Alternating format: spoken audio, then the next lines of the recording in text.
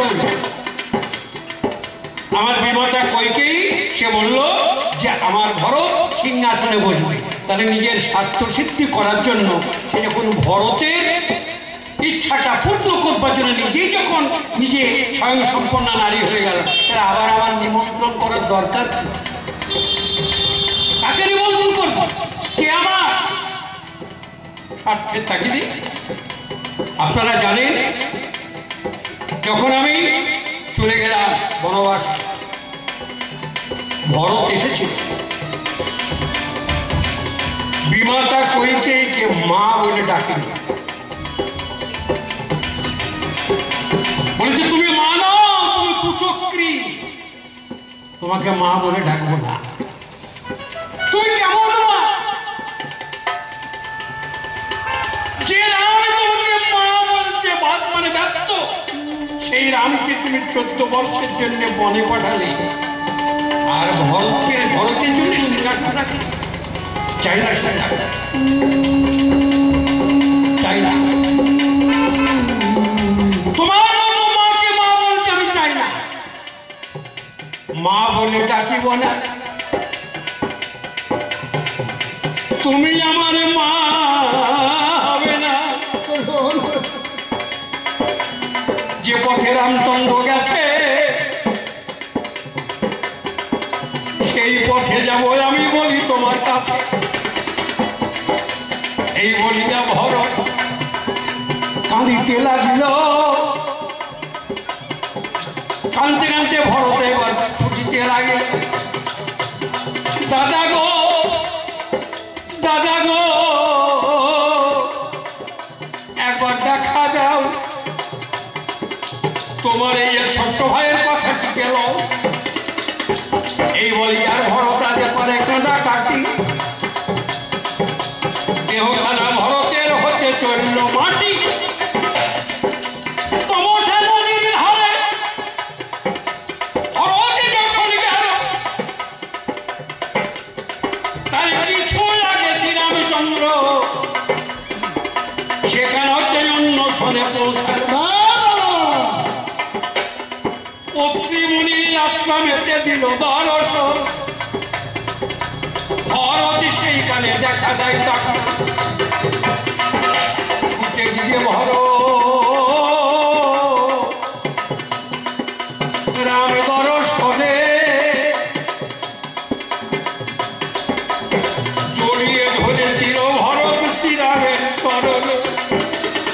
দাদা গো, ক্ষমা করো, তুমি মায়ের হয়ে ক্ষমা চাচ্ছি তোমার কাছে। আমি বললাম ভাই ভরত, ও কথা বলো না, মায়ের দোষ তুমি আর দিও না।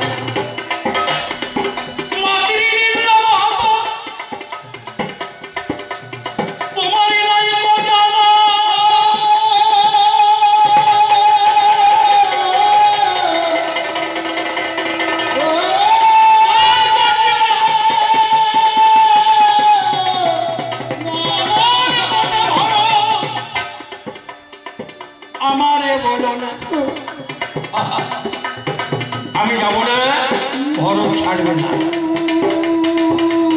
শেষ পর্যন্ত ভরত বিন্দু বিন্দু নয়নের জল ঝরিয়া পড়িল। ভরতের নয়নের জলে রামের চরণের পাদুকা ভেসে গেল। পাদুকা দুটো ভেসে যায়। ভরত তখন আরে কয়, রাম রঘুবলি একবার ফিরে চলো অযোধ্যাতে, তুমি ছাড়া সিংহাসনে আর কারে মানাবে।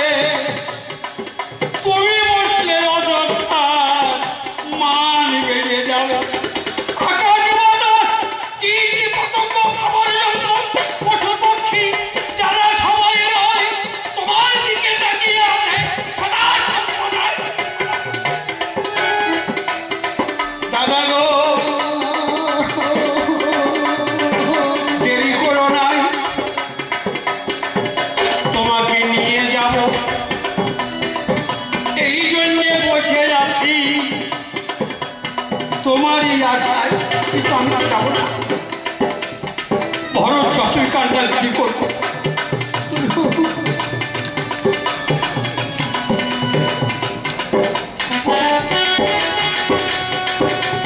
আমি বলেছিলাম ভরত ফিরে যাও, মাতৃবাক্য পালন করো, তুমি সিংহাসনে বসোগে, রাজ্য পরিচালনা করো। তবে একটা কথা বলি ভরত, রাজার সুখে যেমন প্রজার সুখ, প্রজার সুখেও তো রাজার সুখ। তোমার সুখে যেমন প্রজারা সুখী হবে, তেমনি প্রজাদের সুখে তুমিও সুখী হবে। সেই মতো ভাবে তুমি রাজ্যটা পরিচালনা করোগে। যা আর থেকে পায়ে ধরে ভরত আবার পড়িয়ে পড়িল,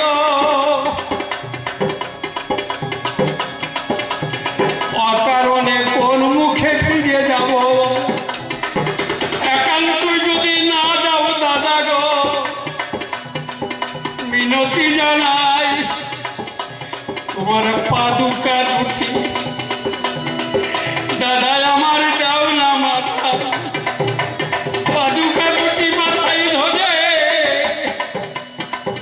আমি তবে ফিরে যাব, নইলে পরে অযোধ্যাতে আমি কেমন মুখ দেখাবো। আমার চরণের পাদুকা ভরত মাথায় করে নিল, মাথায় করে নিয়ে ভরত অযোধ্যাতে গেল। কত বড় প্রাণ ভারতে, জানেন আপনারা, সে কথা শুনলে পরে দিবানিশি ধরিবে নয়নে ধারা। রামচন্দ্রের পাদুকা দুটি রেখে সিংহাসনে ভরত মাটিতে বসে রাজ্য চালাই, জানি এত বড় প্রাণ ভরতে খুঁজে পাওয়া যায়। আকাশ বাতাসে সবাই কানে, জানে তা সবাই সবাই কেঁদে যেতে পারে। হরে রাম বাড়ি অযোধ্যার হরিনাম করে যত নাম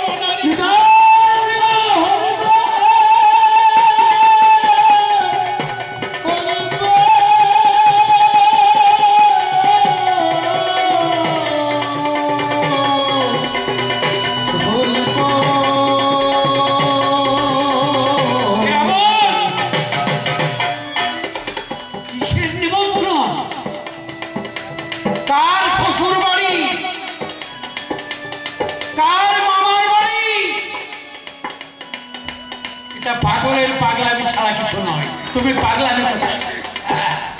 কে ভরতের মামা, কে রামের শ্বশুর, বুঝে নেওয়ার চেষ্টা করো, বোঝার চেষ্টা করো।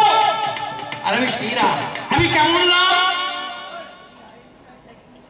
আমার বাবার বয়স হয়েছে, যেনারা সমসম বয়সী তেনারা এসে আমার বাবাকে বলল, দশরথ তোমার তো বয়স হয়েছে, তোমার যোগ্য ছেলে রাম এখন স্বাবলম্বী, তুমি আবার রাজ্যটা ধরে রেখেছো কেন, রামকে দিয়ে দাও।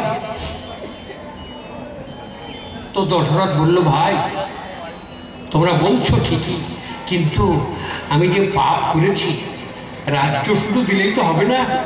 হ্যাঁ, আমাকে ক্ষয় রোগে ধরেছে, ক্ষয় রোগ, আমি আর বেশি দিন বাঁচবো না, অন্ধনের অভিশাপ আমাতে লেগে গেছে, আমি অল্প দিনই চলে যাব। তা আমার এই পাপের ভারটা রামকে তো আমি দিতে পারবো না। তাহলে রাজ্য যদিও রামকে দিই, কিন্তু পাপের ভাগ যদি আমি না দিতে পারি, আমি তো সুখী হতে পারছি না। একটা দেব, একটা রাখবো, তাহলে যেটাই রাখবো সেইটাই তো আমার দুঃখের কারণ। রাজ্য রাখলেও আমার দুঃখের কারণ, আর পাপ যদি আমার দেহেতে থাকে তাতেও আমার দুঃখের কারণ। আমি দাঁড়িয়েছিলাম, আমি বললাম, বাবা গো তুমি চিন্তা করো কেন,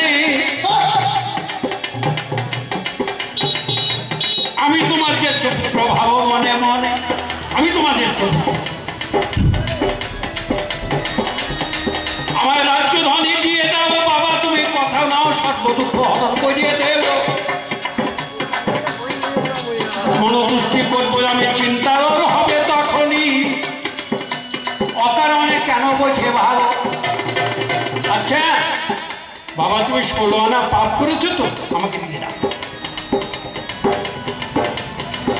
বলে আরে রাম, আমি যে বাবা, আমি একা বাবা নই, জগতে সবাই বাবা, সবাই মা। কোনো বাবা বা কোনো মা পাপের ভাগ নাকি ছেলেকে দিতে পারে? আমি বললাম বাবা গো, আমি তেমন ছেলে নই,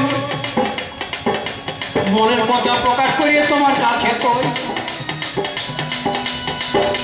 পুত্ররূপে তোমার ঘরে দেখা দিলাম আমি,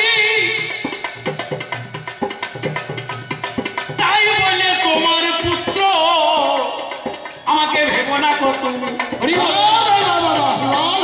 তাই বলে তোমার পুত্র আমাকে ভেবো না। জগতের নরনারী তাদেরকে দেখাবো পুত্র হয়ে পিতার কথা পালন করা, এটাই উচিত মনে ভেবো। বাবা কোনো চিন্তা করো, তুমি দিয়ে দাও, দিয়ে দাও, সব দিয়ে দাও, দিয়ে দাও, দিয়ে দাও। কি করিবে দশরথ আমার কথা শুনে পাপ দেওয়ার জন্য বাবা ভাবে মনে মনে বলছে রাম, আচ্ছা মনে কর আমি তোকে 16 আনা পাপ দিই, আমাদের যে 16 আনা পাপ আছে আমি তোকে দিয়ে দিলাম, আচ্ছা বল তো রাম তুই কি করবি? তা আমি বললাম বাবা তুমি যেমন দেবে আমি তেমন তেমন, যে যেমন কর্ম করবে তার উপরে আমি তেমন দিয়ে দেব। গীতার মাঝখানে তার প্রমাণ আছে যে যথামাং প্রবদ্ধন্তে তাং সদব্য ভজমহম মমবর্তানবর্তন্তে মনুষ্য পার্থ সর্বস্ব। আরে এই জাগতিক জগতে কিবা নারী আর কিবা পুরুষ, আবার বৃদ্ধ বনিতা, যে যেমন কর্ম করবে সে তেমন ফল ভোগ করবে। তবে অজ্ঞানে যদি কেউ পাপ করে সে পাপ খণ্ডন হয়, অজ্ঞানের পাপ জ্ঞানে খণ্ডন হয়, জ্ঞানের পাপ তীর্থে খণ্ডন হয়। আর তীর্থে গিয়ে কেউ যদি পাপ করে বাবা মইলেও সে পাপ। তাহলে আমি কথা দিচ্ছি বাবা তুমি কোনো চিন্তা করো না, তুমি যেমন দেবে তেমনই আমি।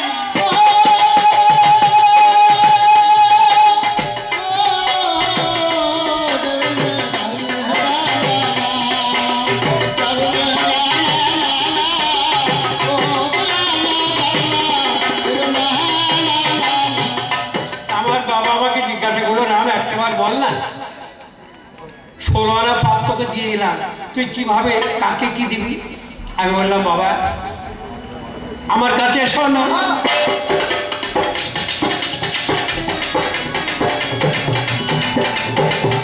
আমি হলাম রাম রঘুমণি, আমি সেই যদি কর্মবিচ্ছেদ ফল পাবে কোনো বিবরণ। দেখো এখানে মহাভারতের পাতায় লেখা আছে দেখবেন, মাতৃতুল্য মায়া নাই, বটতুল্য ছায়া নাই, গঙ্গাতুল্য জল নাই, আম্রতুল্য ফল নাই, দুর্বাতুল্য ঘাস নাই, অজ্ঞানতুল্য মাস নাই, স্বর্ণতুল্য ধাতু নাই, কর্ণতুল্য যোদ্ধা।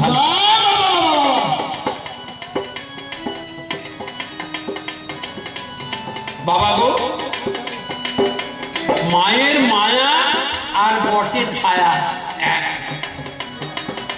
চৈত্র মাসের দিন যদি কেহ বট গাছে উঠবে, অস্ত্র হাতে করে যদি বটের ডাল কাটবে, চৈত্র মাসের দিন তীব্র রৌদ্রের তাপ, সেদিনের দিন ছায়ার বিশেষ প্রয়োজন, শীতল ছায়ার বিশেষ প্রয়োজন, বিশেষ প্রয়োজন জেনে কেউ যদি কুঠার হাতে করে ওই বটবৃক্ষে